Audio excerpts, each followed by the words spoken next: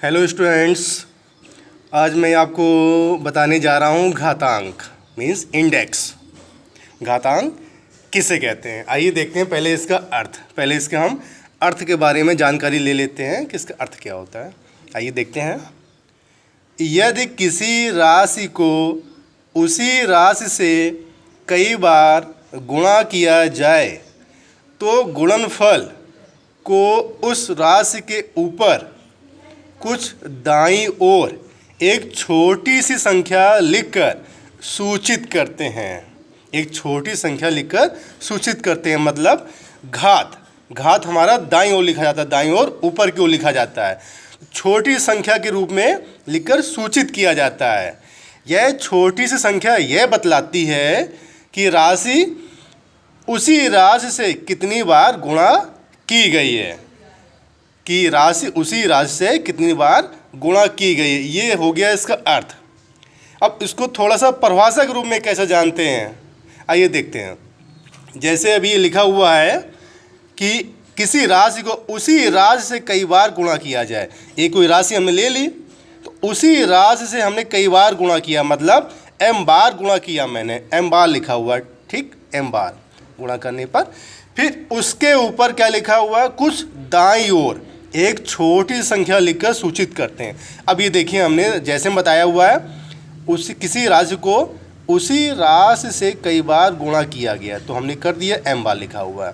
तो इसे घातांक के रूप में हम a की पावर m लिखते हैं। मीन्स उस राशि के ऊपर कुछ दाईं ओर एक छोटी सी संख्या लिखकर सूचित करते हैं। दाईं ओर एक छोटी सी संख्या लिखकर सूचित करते हैं और यह छोटी संख्या यह बतलाती है कि राशि उसी राशि से कितनी बार गुणा की गई है। तो क्या लिखा हुआ है, a की पावर m लिखते हैं, जहाँ a को आधार तथा m को घातांक कहते हैं। मीन्स a को m बार गुणा किया गया है तो इसको लिखें घातांक के रूप में a की पावर m, जहाँ जो ये a होता है ये हमारा आधार होता है और m हमारा होता है घातांक, इसी को हम कहते हैं घातांक। आइए देखते हैं एग्जाम्पल इसके।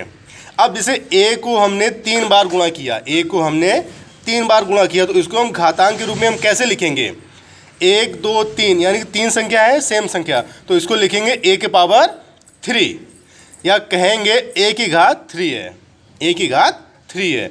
अब हमने दूसरा ले लिया, a को हमने 4 बार मल्टीप्लाई किया हुआ तो इसको हम घातांक के रूप में कैसे लिखेंगे, a की पावर 4 या कहेंगे a की घात 4।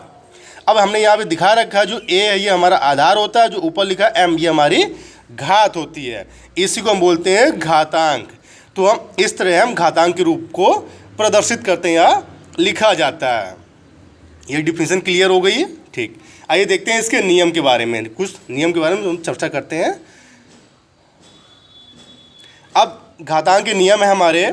घातांक का पहला नियम है हमारा, यदि x कोई शून्येतर परमेय संख्या हो, x कोई शून्येतर परमेय संख्या हो और m तथा n धनात्मक पूर्णांक हो, m तथा n धनात्मक पूर्णांक हो तो नियम क्या कहलाएगा। पहला नियम है x की पावर m इंटू एक्स की पावर n। जब हमारा बेस बराबर होता है मीन्स आधार सेम होता है तो पावर हमारी ऐड हो जाती है। तो यहाँ पे आधार सेम है तो पावर हमारी ऐड हो जाएगी, तो क्या होगा, x power m plus n। ये हमारा पहला नियम है। अगर इस तरह कोई सवाल आ रहा है तो पावर को हम ऐड कर देते हैं और इस तरह हमारा बन जाता है, ठीक। ये हमारा पहला नियम है। दूसरा नियम हमारा क्या है, x की पावर m डिवाइड x की पावर n।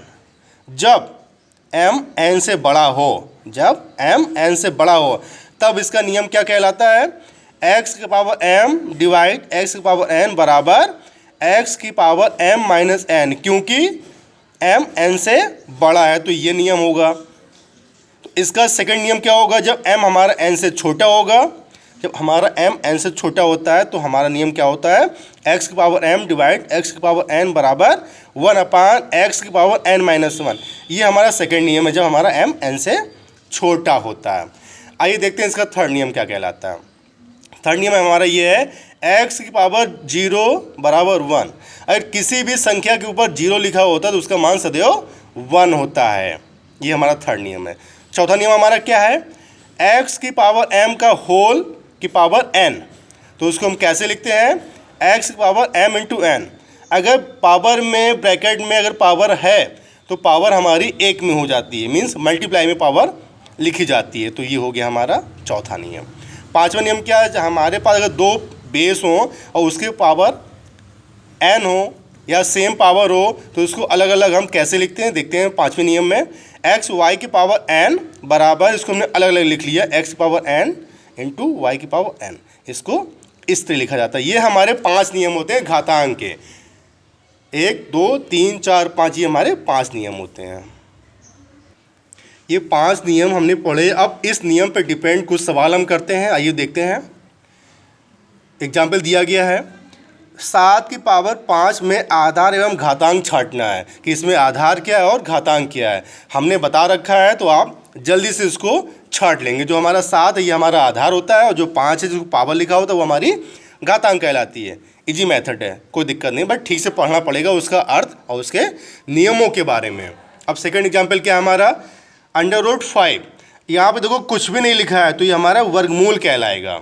जब यहाँ पे कुछ भी नहीं लिखा होता है तो हमारा वर्गमूल कहलाता है, और यहाँ पे कुछ लिखा होता है तो उसी के अकॉर्डिंग हम सवाल को सॉल्व करते हैं। अब इसको हमें घातांक के रूप में लिखना है, कैसे।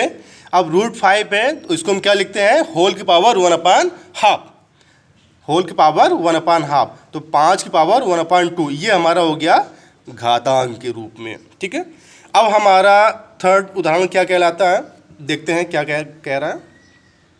16 के पावर 1/2, 16 की पावर 1/2। अब इसको सॉल्व करते हैं, इसको एक संख्या के रूप में निरूपित करना है हमें। तो 16 की पावर 1/2, जो 1/2 ये हमारा क्या होता है, रूट होता है। जैसे कि हमने ऊपर एग्जाम्पल में आपको दिखा रखा है, रूट को हम होल 1/2 लिखते हैं। अगर होल 1/2 है तो उसको हम रूट के रूप में बदल देते हैं, तो उसको हम इस तरह लिख लेते हैं। ठीक, अब आते हैं उसका चौथा एग्जाम्पल। अब चौथे एग्जाम्पल में क्या है, 7 की पावर 1/2 इंटू 7 की पावर 3/2। अब हम यहाँ पे देख रहे हैं जो हमारा पांचवा नियम है। अब पांचवें नियम पे डिपेंड सवाल है ये। पांचवा नियम क्या है, जब दो हमारे बेस सेम है, नहीं सॉरी, पहला नियम जो है, पहला नियम जो दो बेस यानी कि दो आधार हमारा सेम है तो पावर हमारा ऐड हो जाता है। आप देखो साथ साथ ये हमारा बेस है तो ये समान है, तो जो पावर है हमारा ऐड हो जाएगा। तो 7 की पावर 1/2 प्लस 3/2, इसको जोड़ लेंगे 4/2, तो 7 की पावर 2, तो इसका क्या हो जाएगा 49। तो ये संख्या हो गई है। अब सबसे इम्पॉर्टेंट जो है एक नंबर का कि a के पावर 0 बराबर 1, इसका मान 1 ही क्यों होता है, आइए देखते हैं इसको हम प्रूव करते हैं। a की पावर 0 बराबर 1, तो हमने LHS पार्ट ले लिया, ये RHS हमने LHS पार्ट ले लिया। अब a की पावर 0 को हम क्या लिख सकते हैं, a की power m minus m, m को काट लेंगे तो वही हमारा a की पावर 0 ही रहेगा। अब a की पावर m माइनस m, तो इसको हमने अलग अलग कर लिया क्योंकि बेस है में तभी तो हमारा पावर ऐड हुआ है। a की पावर m इंटू a की पावर माइनस m, तो माइनस m है, जब ऊपर माइनस m में पावर होता है तो उसको नीचे भेज देते हैं। इसको हमने नीचे भेज दिया।